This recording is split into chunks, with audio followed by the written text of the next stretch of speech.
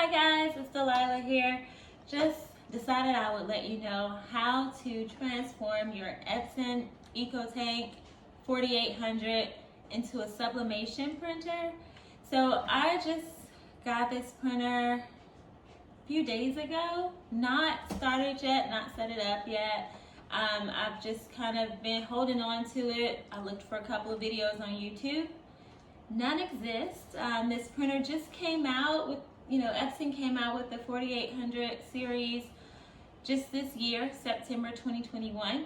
So no one has done a video for it yet. I decided I'd let you all walk through this journey with me and we discover it all together. So along with the Epson Ecotank 4800, they have the 2800, the 2850, the 3830, 4800 is only in Walmart or Target, and that's this one here. Then they have the 3850 and the 4850. So this is the box that my printer came out of. It's very lightweight. I don't have any complaints about it so far. What I do know, in order to turn it into a sublimation printer, this is the ink that came along with the printer. This is not the ink that we want to use in order to turn this printer into a sublimation printer. So I went ahead and bought some sublimation ink to put into my printer. Based on my research, I decided to go with the Hippo brand sublimation ink. I read really good reviews about it. I'm excited about it. As my journey goes on, I'll make more videos showing you what my end product looks like. So, first thing I'm going to do when we get started is I'm going to go ahead and load up my ink cartridges. What I like about this particular model of the Hippo ink is they made it where it can just insert directly into the Ecotank printer. So any Epson Ecotank printer, they made it where it can slide right on and come out. So don't know if you can see that there.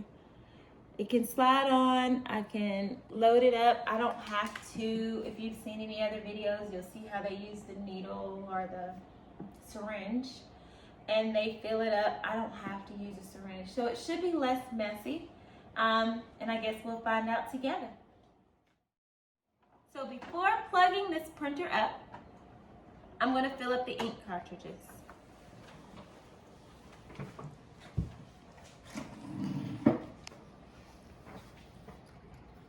I'm going to do black first. This is black ink. So I'm going to take the top off here. I have my little helper that you can't see. Michael, I'm going to send you on an errand to get me a paper towel so that if I do make a mess, I can get that all cleaned up. So just press that down on there and it sounds like it's drinking, and you can actually see as it goes in, you can see it start to fill up. I can also hear it filling up, so I know that the ink is being taken.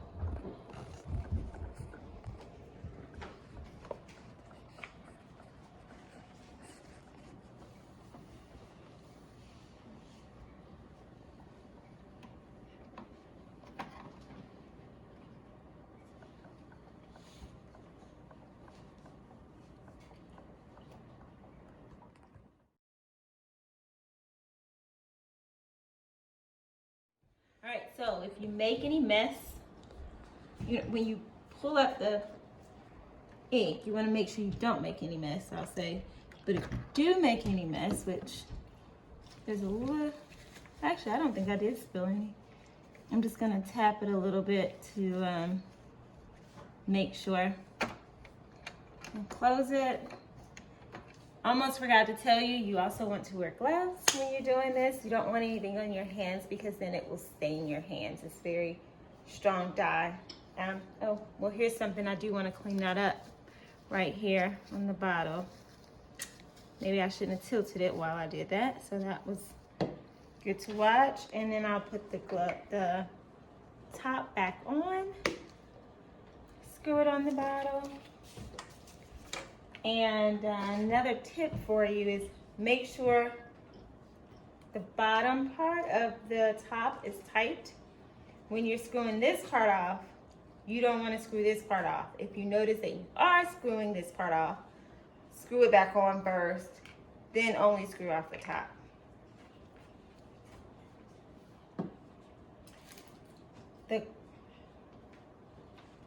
The Hippo ink also comes with gloves that you can wear. I decided to wear my own gloves because I like the way they fit a little better, but it doesn't matter. You choose what's best for you. Okay, so we've already plugged our printer. We've already plugged it up. We've already turned the power on. I do want to point out that we can actually pull this screen up. This way I can see it a little better. So we've selected our language already, and now it wants to know if we want to finish setup using Epson's Smart Panel app. I don't want to do that. I don't like putting a lot of apps on my phone. So I'm gonna go to no by pressing the down arrow, and then I'm gonna press OK. All right, now it wants to know my country, USA, okay. Daylight savings time. We're in the winter here, so okay on winter. Our date. The format that I would like to use is month, day, year. So I'm gonna set that up. Okay, and I'm setting up the time here. I chose the 12-hour format, so I have AM and PM. For me, it's about it's 4:26. And to change the AM PM, just in case you're wondering, I'm gonna press this button with the 2 arrows. I needed to change mine from AM to PM. From there, I'm gonna press OK for my time. And it says prepare. Now 4:26, we just set our time. Let's see. See the start button bundled with printer or on the website to complete initialization. So see the start here bundled with the printer. So I'm gonna press this button here with the triangle and the circle. When filling the ink, make sure not to squeeze the bottle. So we've already done that. So we're gonna, right here it says okay to proceed. So we're gonna press okay. Make sure they match color, okay. We're gonna fill the ink tank and hold down the question mark. So we've already filled our ink tank, so we're gonna hold down our question mark for 5 seconds according to the instructions here. Okay, start initialization, confirm that the ink tank is filled. So we can confirm over here that our ink tank is indeed filled. Black, yellow, all colors are filled. And so we're going to press start. And start is right here. So it's saying this is gonna take about 11 minutes. I don't think that you all want to wait here with me for 11 minutes, but you can hear it as it's doing its initialization or initializing process. So we'll let that go for about 11 minutes, and I will be back with you once that is done. All right, our initialization is now complete. So yeah, that did take about 11, 12, maybe even up to 15 minutes, but that was fine. It's completed now, so we're gonna press OK because we're done. Okay, so align the print head to get the best quality. We can adjust now or adjust later. I guess we'll go ahead and adjust and just get this part completed together. So we're gonna adjust perform a print head nozzle check to check the print quality. So we're gonna go ahead and proceed. We'll press OK. And it's telling me to load the paper. So I'm not using sublimation paper for this because sublimation paper is expensive. So I'm gonna just use my regular printer paper. And I'm pretty sure, I like this 4800 model because I have a paper feeder. But for this testing, I'm gonna just use, so if you look here, let me show you what I'm doing. This was down, slid down in. I just pulled it out, let it go, this is back. And then I still can't get paper in here because these blue pieces here need to be slid out. So I slide those out, pull that up, and now I can put my paper and rest it here and it will pull from there. So now that paper is in the printer, it told me to load it. I've done that. And now I'm going to print. So I'm going to press my diamond here and print.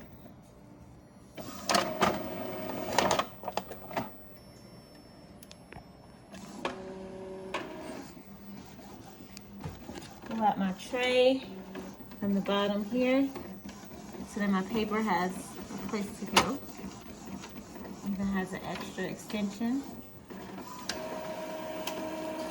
Okay. So now, my segments here look pretty good. Well, they're slanted, so maybe they are a little off.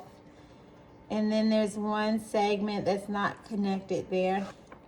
Sometimes if you give it a little time and check it the next day, that could fix itself. But are there any missing segments? I'm gonna give it some time and let it adjust itself. So I'm actually gonna put no. If I need to redo everything, I can do that. Align print position to fix the misaligned and banding. I think these lines should be straight across, and if you can see it, to me it looks like they're a little slanted. So I'm gonna and that's just the color. The black looks fine. So I am going to adjust those.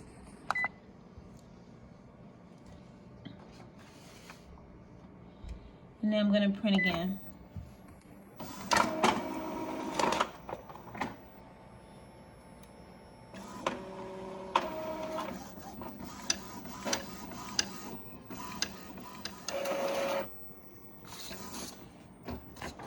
Okay, here we are.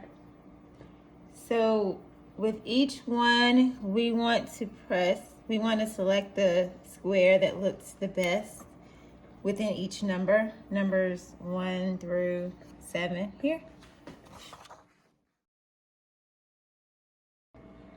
Okay, so we've gone through and adjusted everything according to what we need for our printer here. And now it's saying to start the fax setting wizard.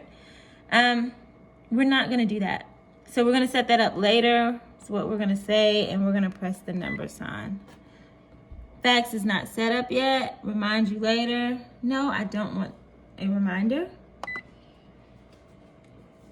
All right, it looks like we are all set up and we are ready to use our now sublimated printer. If you ever need to go back and set up something, maintenance is how, like what we just did with the printer nozzle and all. Maintenance is how you would go back and set all those things up. If we ever need to set up our fax, we go here. But that's it. Thank you so much for tuning in with me and for watching how we turn our Epson Ecotank 4800 into a sublimation printer. This is the most affordable way you're gonna get a sublimation printer that I know of, at least as of now. So I'm excited to have you come along this journey with me. Continue watching and you'll get to see some of my projects and how we get this printer put to work. Thank you again.